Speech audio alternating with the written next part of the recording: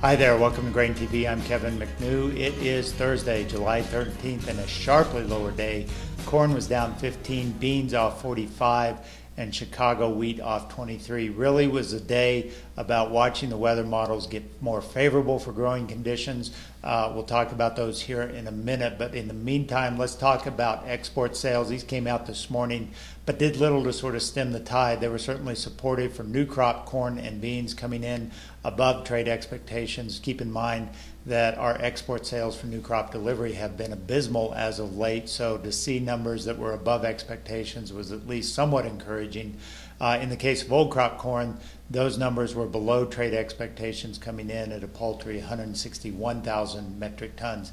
But today was all about watching the weather model, and the latest weather model run showed more cooling conditions in some of the areas that were expected to see heat. The models are certainly sort of very volatile from run to run, which is why we're seeing a lot of movement in the grain markets. And today's model run, let's take a look at this map here. First of all, on the left, this is the average 14-day temperature outlook. In blue, you can see those are areas that are below normal. So that is below normal temperatures all the way out until about the end of July.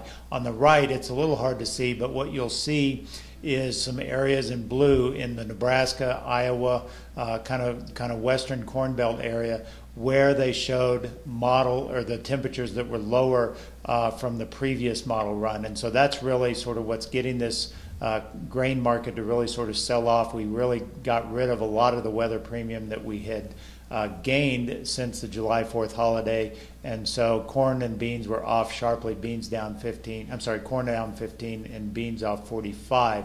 When we look at the drought monitor, this came out this morning from University of Nebraska, and it doesn't change the story of what we have in place, which is a firmly footed drought in the upper Midwest, upper Plains area, North Dakota, South Dakota, Montana. That area of spring wheat country is certainly very dry and shows no real appreciable signs of changing based on these latest weather model runs. But in the case of corn, we certainly have a good part of the country that's in fairly favorable conditions. So the drought monitor overall did show more dryness, some worsening drought conditions, especially in Nebraska and especially in Iowa, but not enough to really sort of stem the tide, which is a more favorable weather outlook. On the other hand, some other news out today from our good friends at Planalytics. Their latest yield forecasts show much worse potential in terms of corn in particular, and I want to show you what they've been forecasting over the growing season.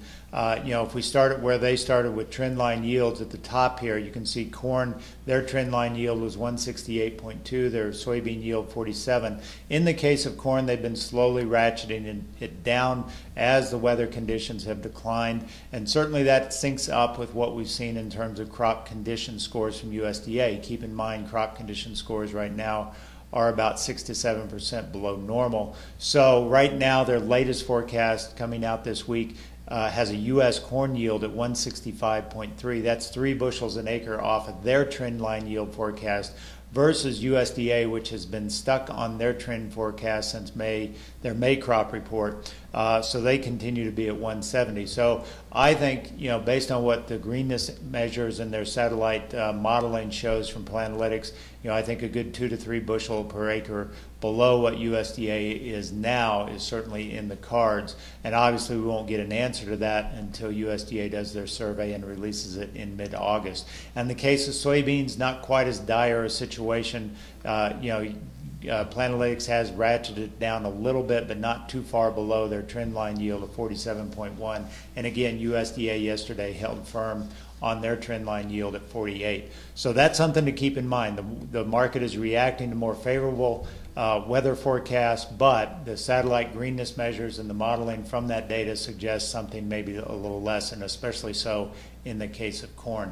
Let's take a look at the November bean action here today. It was, again, an ugly day, losing 45 cents a bushel, and you can see just how far we've fallen here, giving up about half of the gains over the last week and a half. And in the case of corn, we've given up pretty much all of the gains in the last week and a half. But as we look at support here, probably 980 is sort of the underlying support at this juncture. We'll see if the market decides to continue to punish it lower going into the weekend, or if they've had enough and maybe we get a little bit of a reprieve on Friday, the last session before the holiday.